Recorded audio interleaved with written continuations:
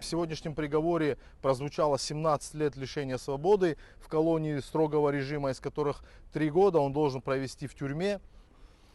Ну, как говорят, очередное дно пробито. Почему? Потому что в этом судебном процессе защита, я думаю, абсолютно доказала то, что Азамат Ага вообще не причастен к тому, что ему приписывали. То есть он не присутствовал на каких-то там собраниях, на тех аудиозаписях, которые представила ФСБ, был не его голос. Защита отыскала человека, который действительно был на встречах у Умеровых, крымских татар, мусульман в Крыму, и он сказал: это мой голос, и я услышал, что из-за моего голоса, по моему голосу пытаются осудить другого мусульманина, вот, и решил сказать, что это я. И то есть мы представили все доказательства того, что это не Азамат Ага. То есть Азамат Ага на сегодняшний день был арестован и осужден вообще не по событиям, которые были в его жизни. Если бы сегодня по закону Азамат Ага был оправдан, да, были бы огромное количество вопросов и к экспертам ФСБ, которые указали, что это голос Июпова, то есть фактически сфальсифицировав доказательства, и к тем сотрудникам ФСБ, которые стряпали это дело, было бы очень много вопросов, и здесь закрутился бы определенный механизм. Поэтому сегодня, невзирая ни на что, без зазрения совести, человеку, которому уже за 60, который в следственном изоляторе перенес 4 инсульта, по сути, с больным сердцем, они просто вынесли такой приговор в 17 лет, по сути, пожизненный приговор. Ни в чем не виновен человека сейчас задерживают на 17 лет. То есть сажают его, да, больного такого, не оказавшего никакой медицинской помощи. Азамат Ага, несмотря на свое состояние, улыбается.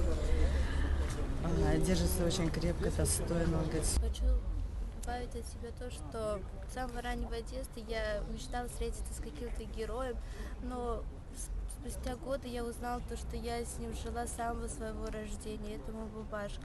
Он всегда был для меня примером того, каким должен быть мусульманин, каким должен быть человек, трудолюбивым, любящим свою религию, свою семью, детей, то, как он относится к людям с любовью, добротой, то, с каким милосердием он относился ко всем, это был для меня большой пример.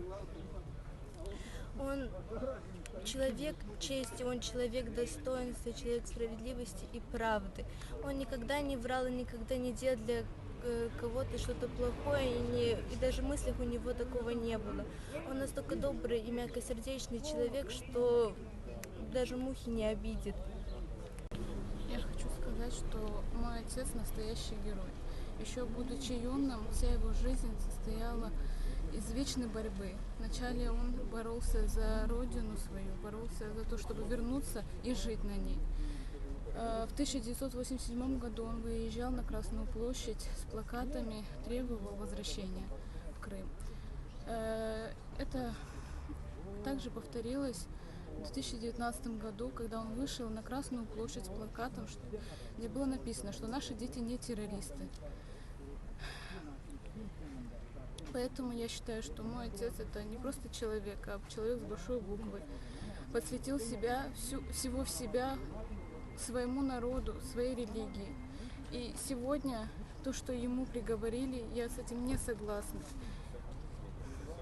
Это очень большой срок для него, но он и мы, иншаллах, достойно пройдем это испытание.